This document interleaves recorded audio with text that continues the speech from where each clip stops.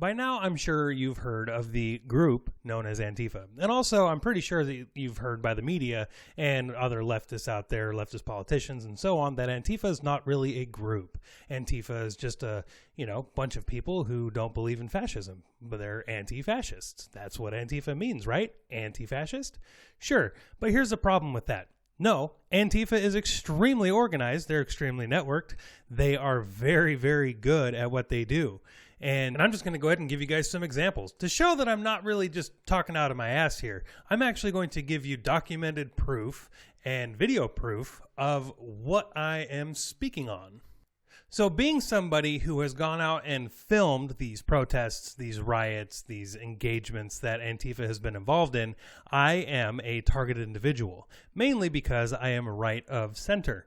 I am a conservative, and therefore I am the enemy. I am what they call a fascist. Even though my entire belief structure is about freedom and liberty, which is the opposite of fascism, they still, because I believe in freedom and liberty, call me a fascist because I do not believe in communism like they do. So, as a targeted individual, I get the full brunt of the Antifa machine. And that's why I'm going to go through this really fast with you and tell you about their impressive abilities. So the first thing I want to talk to you about is doxing. For those of you who don't know what doxing is, it is the search for and the publishing of private or identifying information about a particular individual on the internet, typically with malicious intent. And as you can see here on this next slide that I'm going to be showing you, well, I've been doxed. Now, they're not just sitting there saying, here's this person and make sure you look out for him because he's a bad guy or something. No. They are making all of your information public. And as you can see from the screenshot that I pulled off of one of their websites, it has my name. It has some nicknames that I have. It has the company that I created, and it also has my brand. It has my birthday. It has my driver's license, height and weight. It also has a vehicle that I used to own. And it has my address, it has my phone number, and it has a whole bunch of my social media links, some of which don't actually exist anymore. And that's just on their websites. And it's not just one website either. This article that they wrote about me that this is on all of the West Coast Antifa websites, and some of them that are all across the country. And, well, because I used to travel a lot when I used to cover this stuff the first time. And I would go all over the country. I've been to Boston, Texas. I've been all over the place. And they knew I was coming. Why? Because they're extremely networked. So this next flyer I'm going to show you here is going to be a flyer that they put up all around my city, all around the town I live in, on people's front doors, in people's mailboxes, all over the place. I had people calling me and texting me and finding me on Facebook and sending me messages going, hey, I think you should know that they're doing this. And super duper because, I had people come to my house and slash my tires because of this wonderful public information that they put out there. Now, here's the other thing, okay? I used to work at Safeway for about a year and a half. And they even found out where I worked, and they put the posters up in my store and all around that neighborhood too, so that customers who come in would go, oh, he's a Nazi. And I'm sitting there going, no, I'm not. Never been, never will be. I believe in freedom. This is the opposite. They called the corporate office, and they're going, hey, you have a Nazi working for you? It's ridiculous. The amount of effort that these people put in to trying to ruin people's lives who disagree with them is insane. And it's not just me that they did this to. They did this to other people who are active in the patriot movement locally. They accused people of being Proud Boys who weren't Proud Boys. They accused people of being Nazis who absolutely were not Nazis. They accused people of being white nationalists who absolutely were not white nationalists. And yet, because they didn't like them, because they were outspoken at some of these patriot rallies and would actually engage with some of these leftists and argue and debate them and win, well, you become a target. You become public enemy number one, especially if you're a really good debater, or especially if you're really involved with the patriot movement and freedom and liberty and, voting for Trump. That's all it takes. Vote for Trump, you're a Nazi. So therefore, and they believe it. They really, truly believe it. But that's getting off topic. So, and not only do they sit there and try to dox you, I already kind of alluded to this a little bit before about them calling you a Nazi and so on, but they also go above and beyond when it comes to defaming you. When they know that they actually have nothing to actually talk to you about, have nothing to accuse you of, they will go above and beyond to defame you. And now I'm going to show you some of these examples that I'm speaking of. As you can see here, there is a tweet from Always Anti-Fascist, also known as Rose City Antifa, where they're just sitting there calling me a proud boy.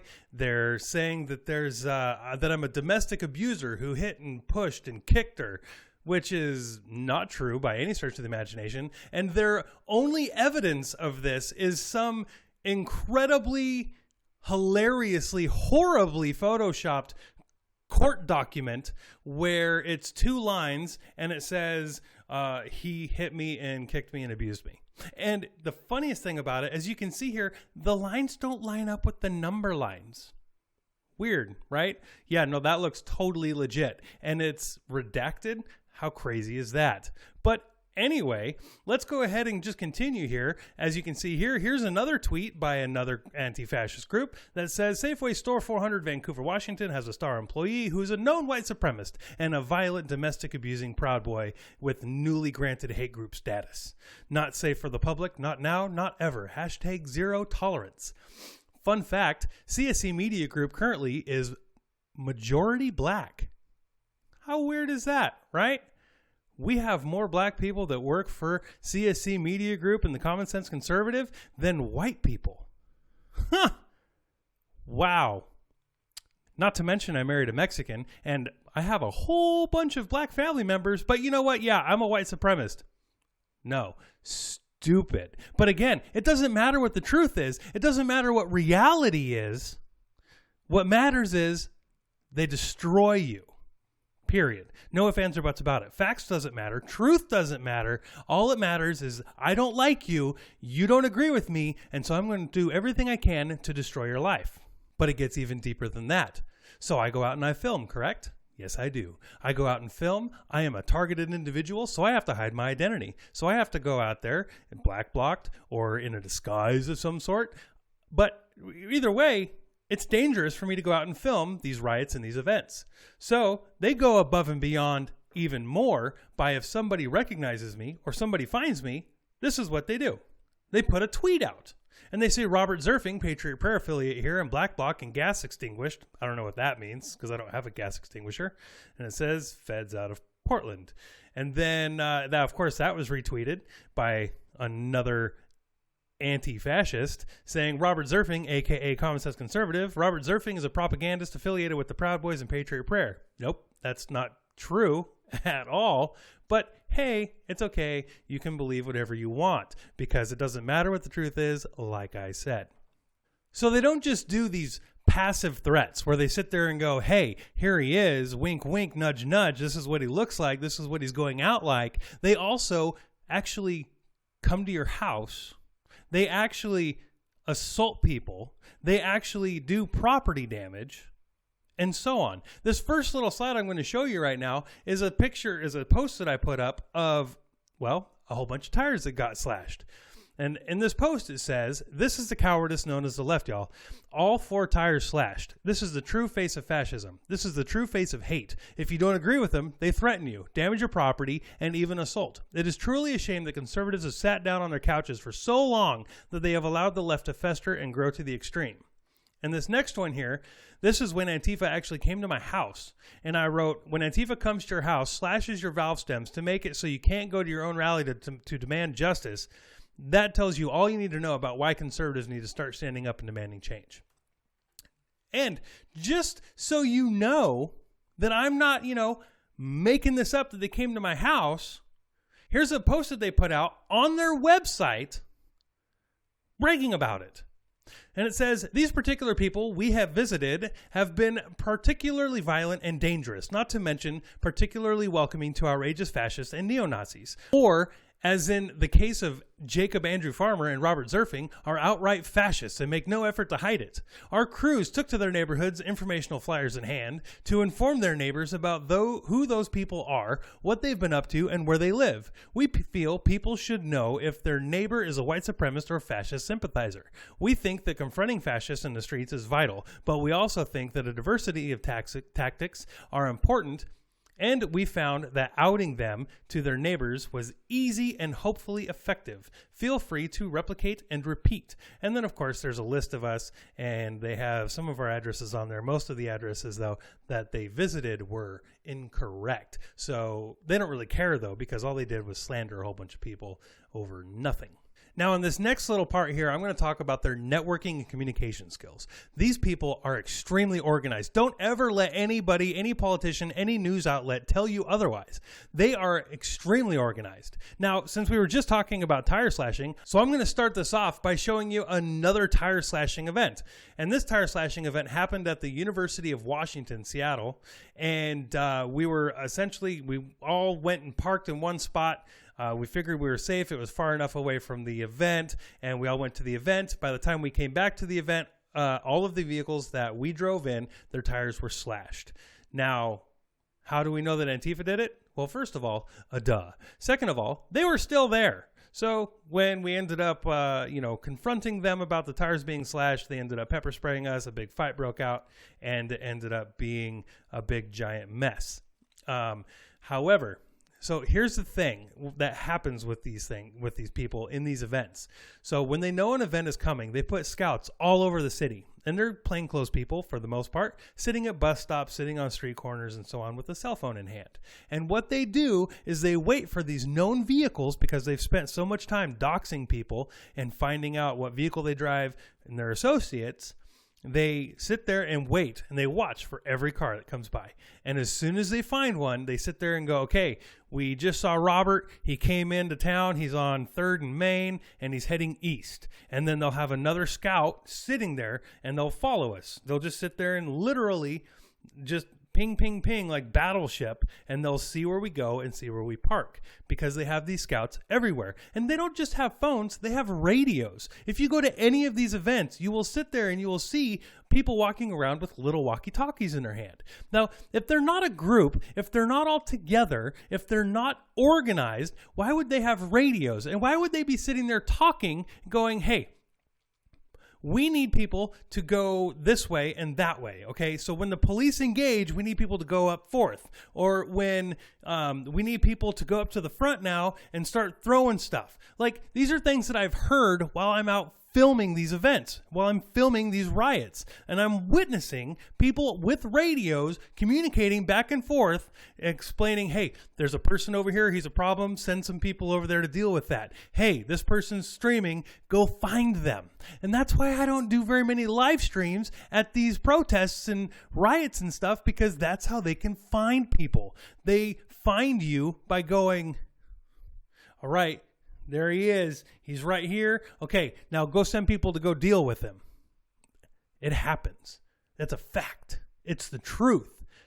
They communicate. They are organized. And not only do they communicate and are they organized locally at that one event, they communicate all across the country. As some of you probably already know, a few years ago, there was a big event in Berkeley. There were thousands of Antifa, BAM, all these other groups that were down there. And it was the time that Joey Gibson and Tiny and Pete all walked into the middle of Antifa, and they got assaulted.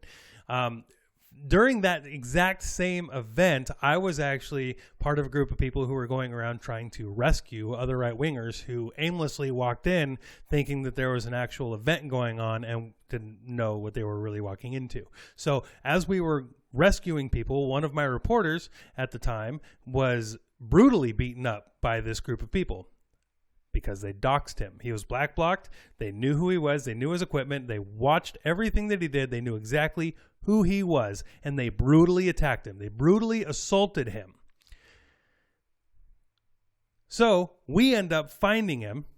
We found him. We picked him up, put him in the car, and we drove out of the area and parked at a gas station. We were then approached by multiple individuals who, well, according to the police later, were part of MS-13. They were MS-13 gangsters. They knew who we were. They came up calling us Nazis and white supremacists and fascists and all these people, and they walked up on us.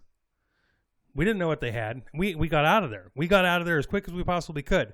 The police later told us that they were MS-13.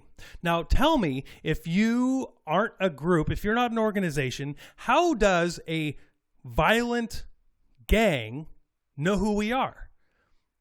The police said that they had intelligence that Antifa and BAM actually contracted with gang members to have them come in and target us and attack us. But that's not a group, right? A group, they would do that, but Antifa is not a group because that would require some organization and some networking and financing. Weird. And if you think that's just, whatever, everything's fine, nothing happened. Well, let's go ahead and talk a little bit about, again, how organized and networked they are. Okay? So this little bit right here, this is a post from Media Matters. It's talking about right-wing Facebook pages and groups are spreading disinformation about the census.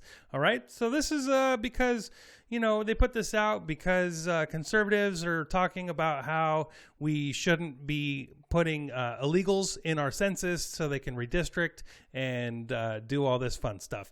But at the very bottom of this, they say after the February 26th tweet, Kirk's words were shared on right-wing Facebook groups and pages, including, and so they talk about Team Trump 2020, First Official, Candace Owens, Fan Club, Fox News with Tucker Carlson, Drain the Swamp, Constitution Cronies, and then me, the Common Sense Conservative, a right-wing Facebook page with over 535,000 page likes. The page is owned by Robert Zerfing, who has ties to white national groups.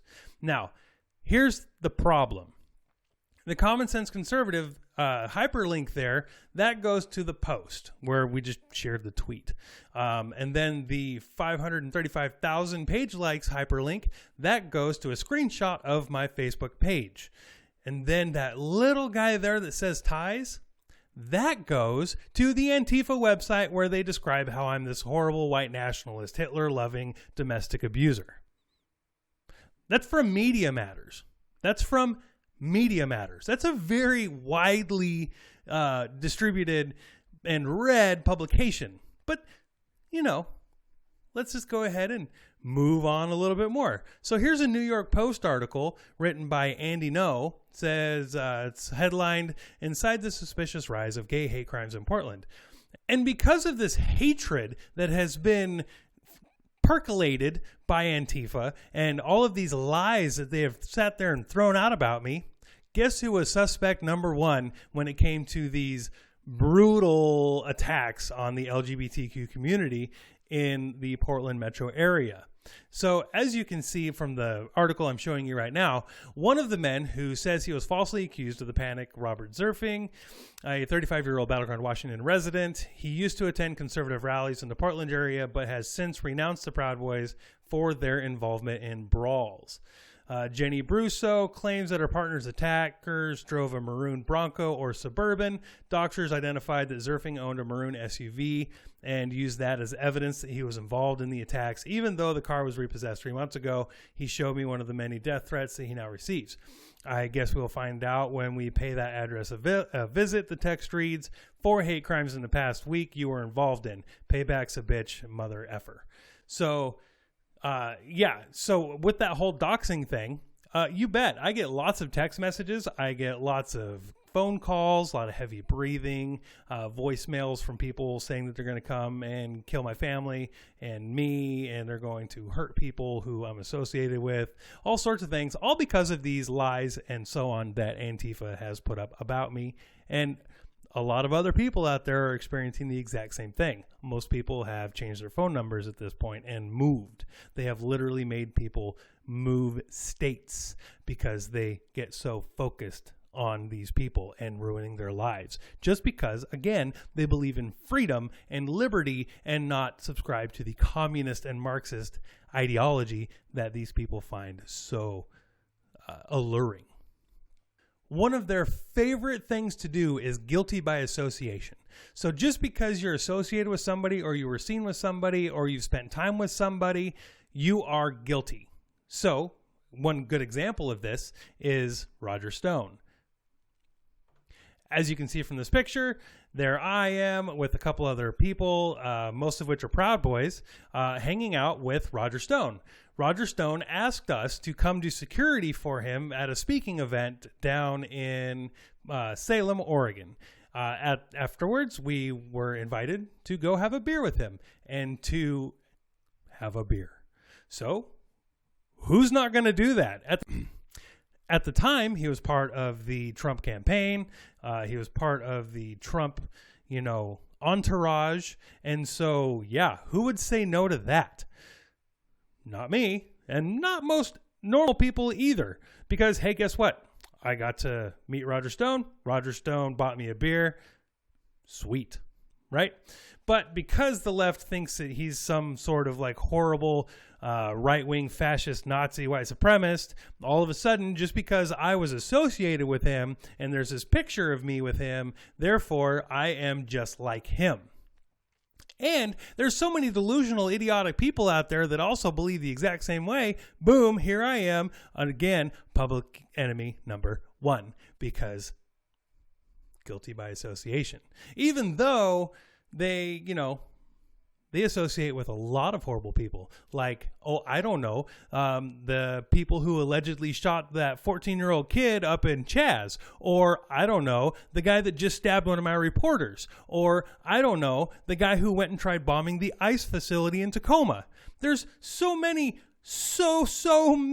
examples of these people that they are associated with that they own it, they cherish it, they love it. But these are horrible, horrible people. They don't care. But yet we associate with people who aren't that bad. And we're horrible Nazis, and they will do everything they can to destroy our lives. That is Antifa.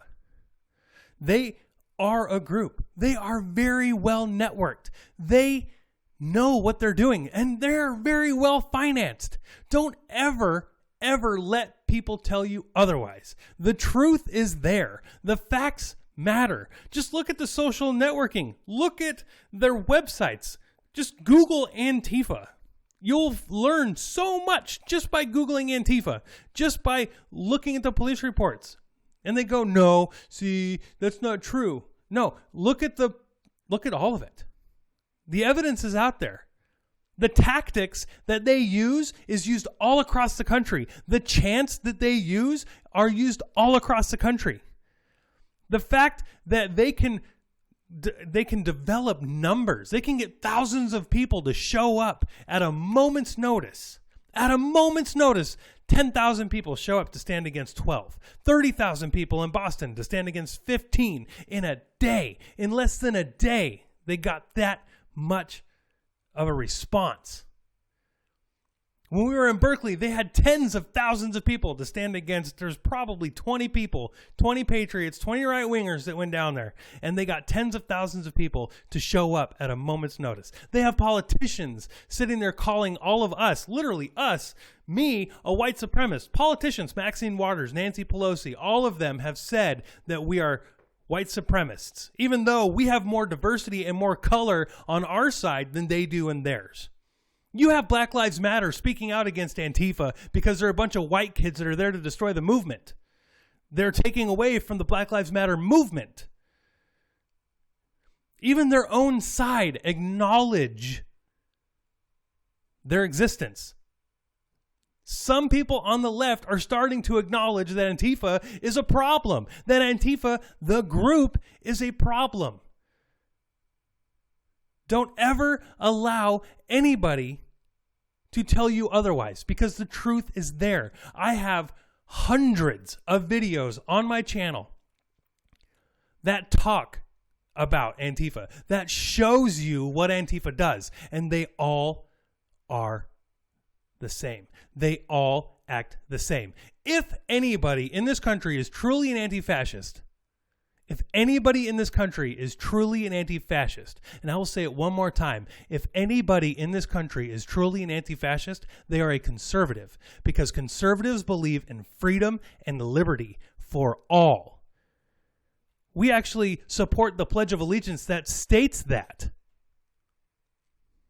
We believe in the Constitution that guarantees that. We love the Declaration of Independence that espouses all of our beliefs and all of our ideals. We don't believe in total government control over anything. We believe in the people controlling the government. The left only believes in the government controlling everything. The government telling you what you can and cannot do. The government being the boss. Communism, fascism, they are two sides of the exact same coin, and that coin is total government control. So if you are truly anti-fascist, then you must be a conservative. Period. No ifs, ands, or buts about it.